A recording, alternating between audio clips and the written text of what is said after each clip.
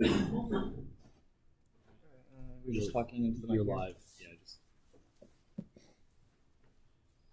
Okay. Hey, Jared. Let me turn that off. All right. So if you guys can pull up the GitHub and you can kind of follow along. Let me just turn this off. Okay. So we've talked about GANs for almost 3 hours already. So we're not going to deal with a lot of the theory right now unless you guys like have questions. But that's one of the good things about kind of having a smaller crowd on Friday morning is if there is something you guys want to talk about, just, you know, shout it out. So we're going to go straight into code, and we're going to try to walk through literally every line of these files that implement GANs. So like people have had a lot of random Python questions.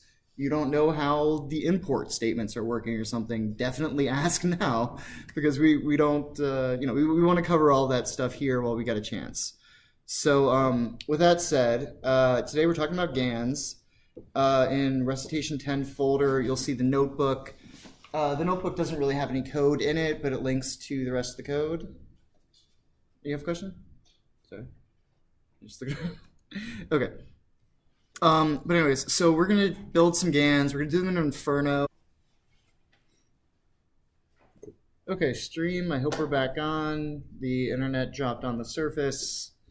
Things happen.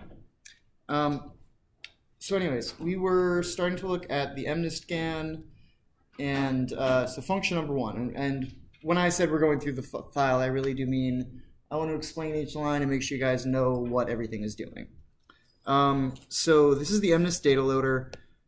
Pretty straightforward, just pulling in from the data set. The key things to keep in mind here are I have my KW args here. So that is telling it to have loaders that are getting the data and pinning the memory and getting it all ready to go over to CUDA really nice and efficiently. We're telling it to, right now we're just dealing with the trained data set because we're dealing with the generative model. Validation isn't really... that validation is a whole other story, which we talked about in lecture. So for right now, it's just the training set. And otherwise, I'm just pulling in some items from the arguments. So any questions about the data loader so far? Just the first function, starting simple. Good. Here we have the initializer. This is similar to what we've seen in a lot of other homeworks. We're just running Xavier, and we're on anything that's a weight, and we're zeroing anything that's a bias.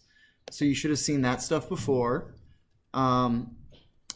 Here we have something that's a little more interesting, which is trying to format images into an image grid.